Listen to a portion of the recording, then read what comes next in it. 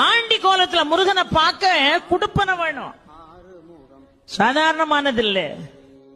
இந்த படி ஏறி போகும்போதே மேல சுவாமி தரிசனம் பார்த்துட்டு கீழே வருவாங்க பாருங்க, அவங்கள பார்த்து எப்படி இருக்காருன்னு கேட்பான் நம்ம ஆளு.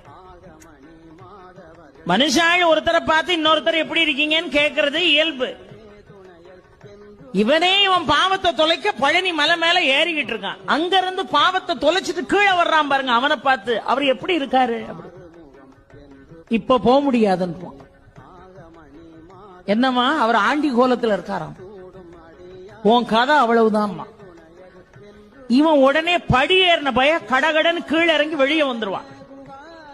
பழையபடி இட்லி சாப்பிட்டு காஃபி குடிச்சிட்டு பழையபடி ஏறுவான். ஒரு 2 மணி நேரம் கழிச்சு இப்ப எப்படி இருக்காரு, இப்ப போகலாம். அங்கிருந்து வர்றவன் என்னவா ராஜ அலங்காரத்துல இருக்கா, உடனே குடுகுடுன்னு அந்த ராஜ அலங்காரம் முடியறதுக்குள்ள ஓடி போய் தரிசனம் பண்ணிடணும்ட்டு போவான். பெரியோர்களே, பூர்வ ஜென்ம புண்ணியம் செஞ்ச